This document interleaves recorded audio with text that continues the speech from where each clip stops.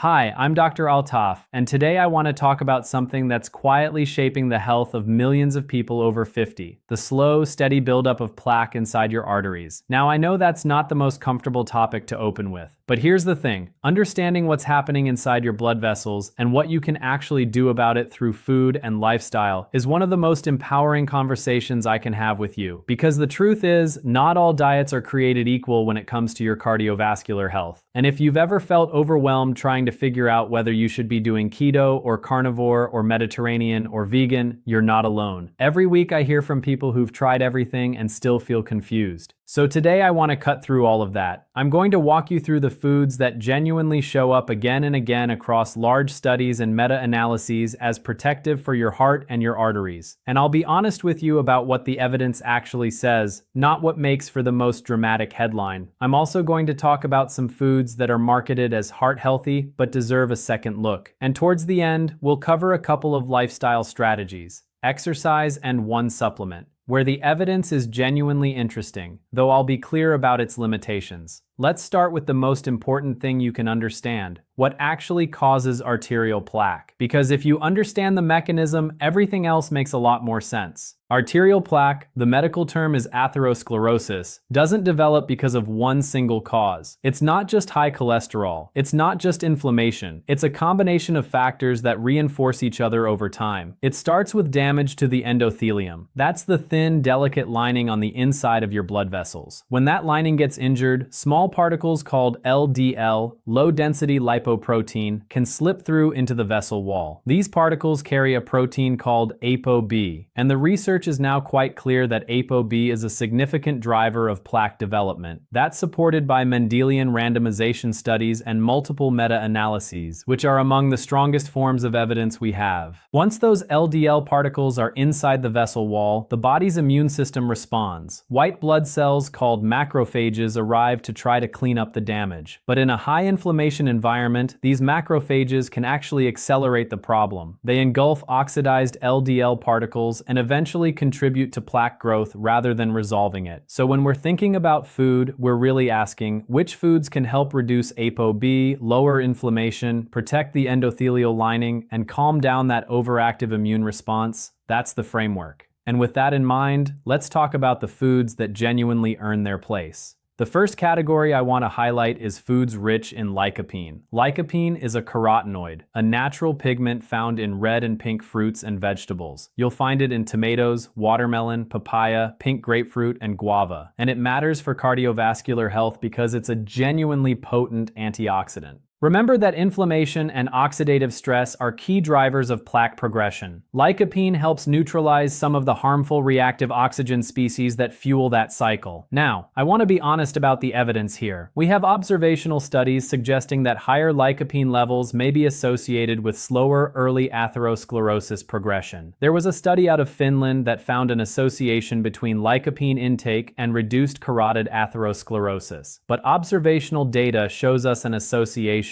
It doesn't prove that lycopene alone is the cause of better outcomes. What I can say is that the evidence is consistent enough and the food sources are healthy enough on every other measure that eating more tomatoes, more watermelon, more papaya is genuinely worthwhile. You're not taking a risk. You're adding something beneficial across multiple dimensions of health. And by the way, processed tomato products like tomato paste and cooked tomatoes actually deliver lycopene more efficiently than raw tomatoes because heat breaks down the cell walls. That's one of those rare situations where cooking actually improves the bioavailability of a nutrient. The next category is phytosterols. These are natural plant compounds that look almost structurally identical to cholesterol, and that similarity is exactly what makes them useful. When you eat phytosterols, they compete with cholesterol for absorption in the small intestine. Less dietary cholesterol gets absorbed. Your liver senses that drop and responds by pulling more LDL particles out of the bloodstream to restore balance. Over time, this can meaningfully reduce the amount of ApoB-carrying LDL circulating through your arteries. And this isn't speculative. We have multiple meta-analyses showing that regular phytosterol consumption can reduce LDL cholesterol by roughly 12 to 14 milligrams per deciliter on average. That's a modest but real effect. Where do you find phytosterols? The richest sources are nuts and seeds, particularly flaxseed and sesame seeds. You also get them from legumes, whole grains, and many vegetables including carrots, broccoli, and avocado. Most people eating a reasonably varied diet with an emphasis on whole plant foods will be getting meaningful amounts without even thinking about it. Next up, flavonoids. These are natural compounds found in a wide range of plant foods. Berries, apples, oranges, onions, leafy greens, and yes, dark chocolate are all good sources. And there's a subset of flavonoids called catechins that are particularly abundant in green and black tea. Here's how flavonoids help. Plaque development is partly driven by inflammation and by LDL particles becoming oxidized in the artery wall. That oxidation is what makes things get sticky and attract immune cells. Flavonoids help by reducing the expression of adhesion molecules on artery walls, essentially making those walls less sticky so fewer inflammatory cells can latch on, and they can help prevent LDL from becoming oxidized in the first place. When it comes to tea specifically, there's a meta-analysis of 9 prospective studies suggesting that drinking 3 or more cups of green or black tea per day is associated with a notably lower risk of stroke compared to drinking less than 1 cup. I want to be clear, this is an association from observational research, not a controlled trial proving causation. But the consistency of this finding across multiple populations is genuinely encouraging. And the good news is, for most people, drinking more tea is a low-effort, low-risk change with potential upside across multiple aspects of health. Now I want to talk about extra virgin olive oil, because this is one of the most consistently supported foods in cardiovascular research. Extra virgin olive oil is rich in polyphenols and monounsaturated fats. These compounds have both antioxidant and anti-inflammatory properties. And the evidence here is stronger than most foods we'll discuss today. High olive oil intake has been associated with significant reductions in major cardiovascular events like heart attacks in large studies, including the PREDIMED trial, which was a well-designed randomized trial of a Mediterranean-style diet. Olive oil appears to help in several ways, protecting the endothelial lining, reducing inflammation, and there's also evidence suggesting it may help with insulin sensitivity. These are complementary effects that target different steps in the atherosclerosis process. If you're cooking with vegetable oils or seed oils right now, switching to extra virgin olive oil is one of the most supported dietary changes you can make for your heart health. Not a cure, not magic, but genuinely well evidenced. Let's talk about fatty fish. Salmon, mackerel, sardines, and similar fish are rich in omega-3 fatty acids, specifically EPA and DHA. And these fatty acids have some of the most robust evidence in cardiovascular medicine. Clinical studies show that people who eat fatty fish 1 to 3 times per week tend to have lower rates of heart disease and stroke. And the multi-ethnic study of atherosclerosis, one of the largest and longest-running cardiovascular studies ever conducted, found that higher DHA levels were associated with a 12% lower risk of carotid plaque progression. Carotid plaque is the kind that raises your stroke risk, so that's a meaningful finding. The mechanisms are well understood here. Omega-3s reduce inflammation by modulating the immune response that aggravates plaques. They also promote nitric oxide production, which helps blood vessels relax and remain more flexible. And that stability helps make plaques less likely to rupture, which is ultimately what causes most heart attacks and strokes. If you can't eat fatty fish regularly, whether for taste, access, or other reasons, a good quality fish oil supplement is a reasonable alternative. But as always, speak with your doctor before adding supplements, especially if you're on blood thinners, because omega-3s can have mild blood thinning effects. Now let me shift to the other side of the equation, foods to be careful with. No matter how well you eat in terms of beneficial foods, it matters equally what you're limiting. And the biggest culprit here consistently across the cardiovascular literature is processed carbohydrates and added sugars. Highly processed foods, pastries, most commercially produced cereals, sugary drinks drive up blood sugar rapidly, increase triglycerides, fuel inflammation, and over time contribute to insulin resistance. All of those things are bad news for your arteries.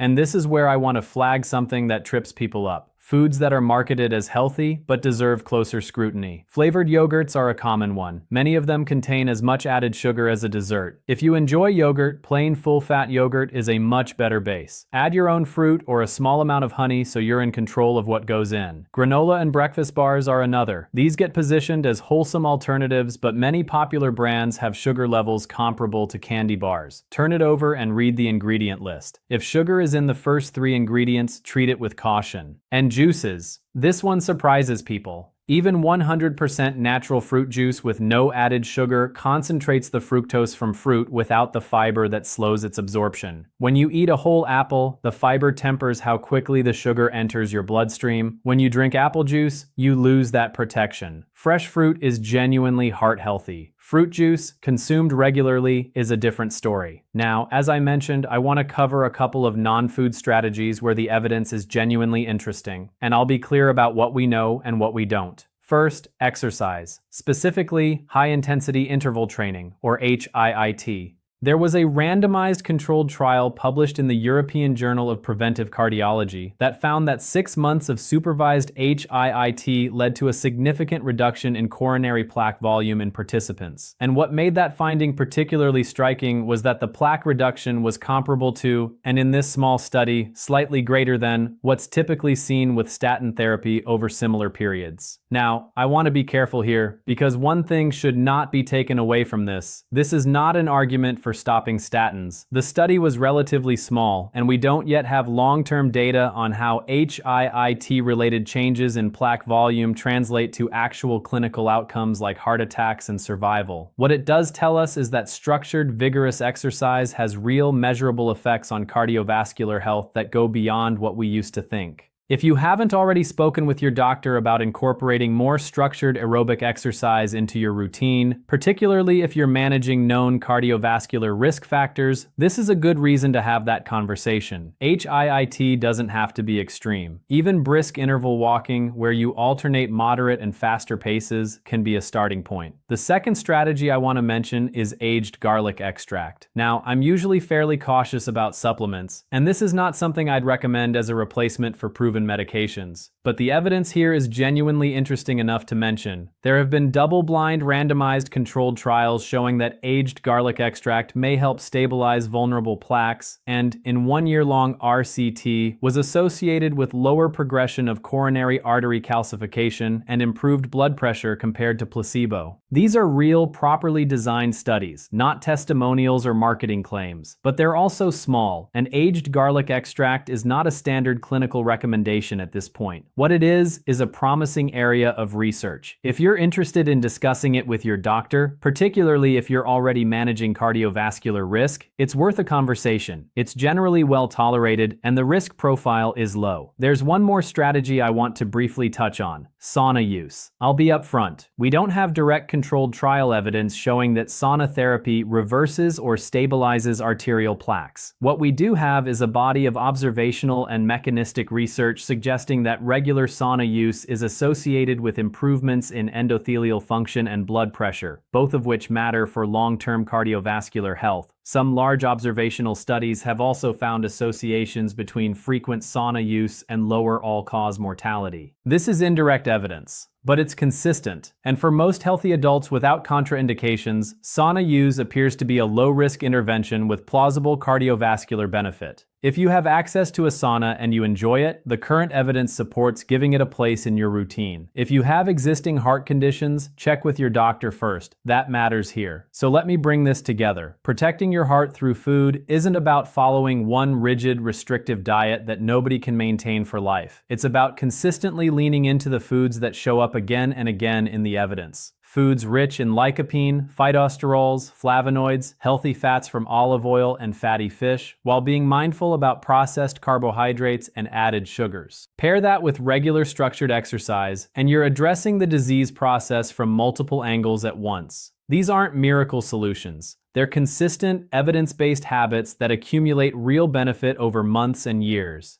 And here's what I want you to take away more than anything else. You don't have to be perfect. A nutrition pattern that's genuinely good and sustainable beats a perfect plan you abandon in 3 months every single time. If any of what we've covered today feels relevant to your own situation, and especially if you're already managing conditions like high cholesterol, high blood pressure, or known cardiovascular disease, please bring this conversation to your doctor. Use it as a starting point for a more informed discussion about what the right steps are for you specifically. If you found this helpful, I'd genuinely love for you to subscribe to this channel. My goal with every video is to give you evidence-based information that you can actually trust and act on, without the noise, the overclaiming, or the fear tactics that are so common in health content online. Every week I'll bring you something new, something grounded in real science, and something that respects your intelligence. I'm Dr. Altaf.